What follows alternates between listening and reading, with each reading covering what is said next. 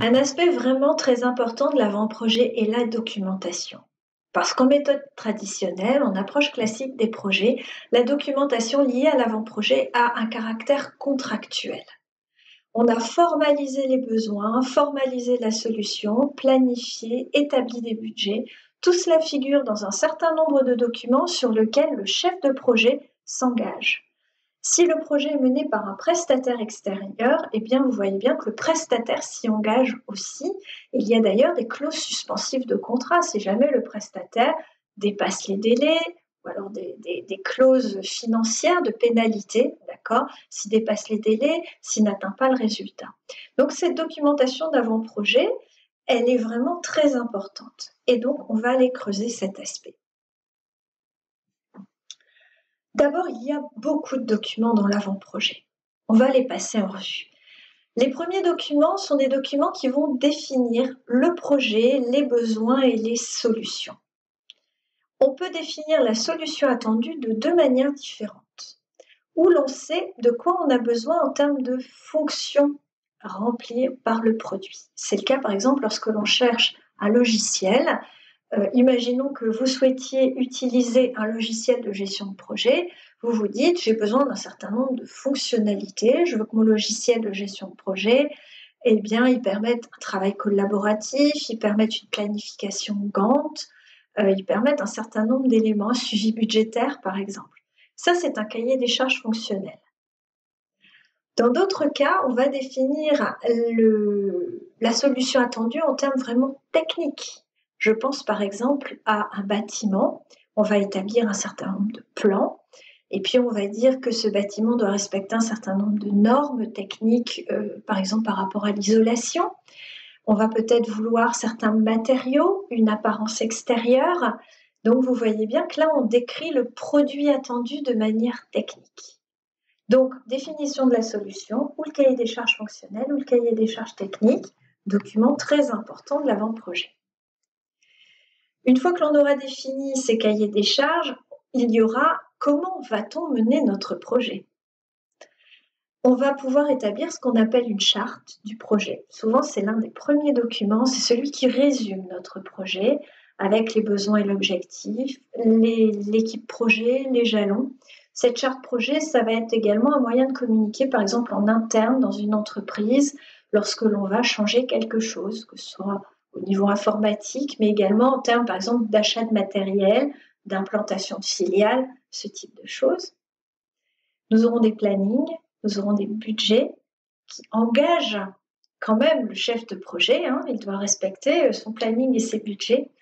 Et puis également, souvent, on va établir un plan de communication, c'est-à-dire comment va-t-on faire parler du projet aux différentes étapes, les méthodes que l'on va employer, la planification, les messages, les publics, les médias.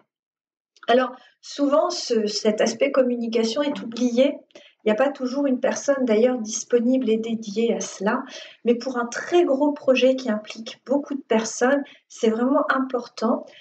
C'est également important dans des projets qui concernent par exemple des organismes publics, puisque là on va être sur des deniers publics et vous voyez bien qu'il y a un aspect très politique à tout cela.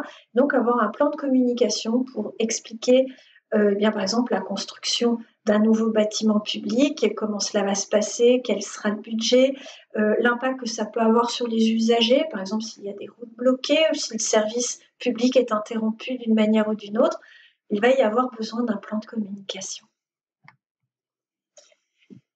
Enfin, ces documents précédents peuvent déjà être des documents contractuels. Je pense notamment au cahier des charges. Si on fait appel à un prestataire, eh bien, le prestataire s'engage sur la réalisation du cahier des charges. Il y a d'autres éléments qui peuvent être contractuels, notamment les appels d'offres. Les cahiers des charges souvent figurent dans les appels d'offres. Et puis, tout ce qui peut être contrat d'achat de matériel, contrat de prestation vis-à-vis de personnes, prestataires extérieurs, freelance, etc. D'accord ? Tout cela va être bien défini au moment de l'avant-projet, tous ces aspects contractuels. Et à partir du moment où tous ces aspects-là de documentation seront réunis, où tout le monde sera d'accord, eh bien le projet pourra réellement être lancé et voir le jour. Donc voilà la synthèse des différents documents nécessaires au niveau de l'avant-projet. Alors vous voyez bien que le nombre de ces documents, multiplié par le nombre des interlocuteurs, multiplié par le fait qu'il y a des gens en interne, en externe, parties prenantes, eh bien ça va nous générer des soucis. La première, c'est de gérer les différentes versions, parce que vous imaginez bien qu'on est souvent plusieurs à travailler sur ces documents. Donc, si on fonctionne avec un outil traitement de texte qui nous oblige à envoyer par mail une version que l'autre modifie, puis renvoie par email, etc., vous doutez bien qu'on n'est jamais certain d'être en train de travailler sur la toute dernière version. C'est pour ça que l'on va essayer de travailler sur des logiciels d'écriture collaborative au maximum, qui vont nous permettre de travailler à plusieurs sur le même document. Ensuite, tout cela va aussi nous conduire à avoir quelquefois des aspects de documentation qui sont complètement disparates, puisque chacun a son style, chacun a sa manière d'écrire, et donc on va devoir travailler un petit peu sur l'aspect homogène du document. Ensuite également sur les processus de validation, d'accord, puisque y a un aspect contractuel, donc bien sûr ça peut être signé physiquement, mais la plupart du temps, actuellement, on échange des documents électroniques. Et donc, savoir à partir de quel moment la version est définitive et est validée par qui. D'accord ? Et après, il y a le volume de tous ces documents à gérer, d'où un peu d'organisation nécessaire. Alors, comment va-t-on faire ? Première solution, pour nous faciliter la vie, on va travailler avec des logiciels de gestion de projet qui vont nous permettre à chaque étape du projet d'associer la documentation relative à ce projet-là, d'accord ?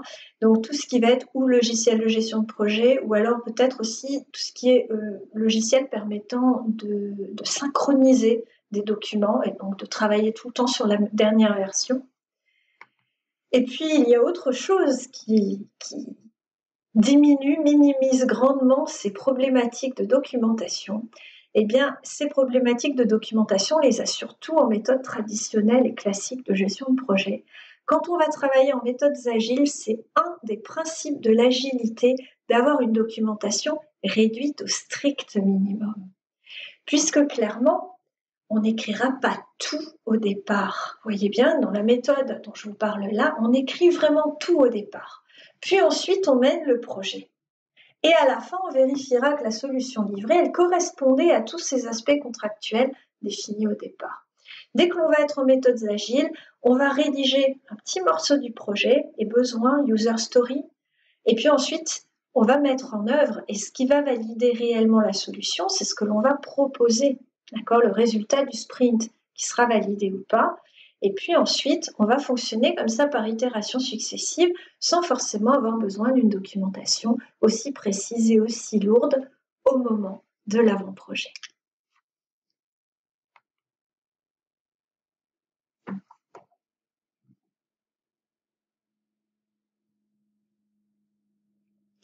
Voilà quelques conseils maintenant, lorsqu'on est contraint de fournir une documentation projet. C'est souvent le cas, de toute façon, quand on fait appel à des prestataires extérieurs, on a un aspect contractuel important. L'idée, c'est que la documentation soit compréhensible par un plus grand nombre de personnes et qu'elle puisse aussi être lue rapidement en diagonale. Comment faire ? La structurer, d'accord ? Donc d'une manière logique, que notre document soit compréhensible parce qu'il y a une trame logique, pas que l'on saute du coq à l'âne en permanence. Et ces étapes successives, les montrer avec un système de titres et de sous-titres, ce qui me permet, moi, lecteur pressé, d'aller directement là où ça m'intéresse. On va au maximum utiliser des éléments visuels, d'abord moins rébarbatifs à lire, plus faciles à comprendre et même utilisables aussi plus facilement en réunion puisqu'on pourra les projeter en format diaporama, d'accord ? Donc plutôt des schémas, des tableaux, des petites listes à puces. Et quand on n'a pas le choix seulement, faire des phrases, mais être le plus concis possible, avec des phrases courtes, des petits paragraphes. On mettra un maximum de choses en annexe, d'accord ? Donc on va vraiment garder le cœur du document pour la synthèse, et si on a des éléments détaillés à fournir, on viendra les annexer au document pour ne pas le surcharger inutilement. L'idée, c'est encore d'utiliser le vocabulaire utilisé par le client final, parce que c'est lui qui va contractuellement signer Cela, il faut être bien certain que l'on est d'accord et le vocabulaire est important. Utiliser les mêmes styles, utiliser les styles automatiques, les logiciels de traitement de texte font ça très bien, pour mettre les titres et cetera de la même manière, de manière homogène tout au long du document, puis bien sûr soigner l'orthographe, parce que, c'est professionnel, ça c'est vraiment un gage de sérieux et puis également parce que ça perturbe énormément la lecture que de se concentrer sur les fautes d'orthographe. Du coup, on regarde la forme et c'est au détriment de la compréhension du fond.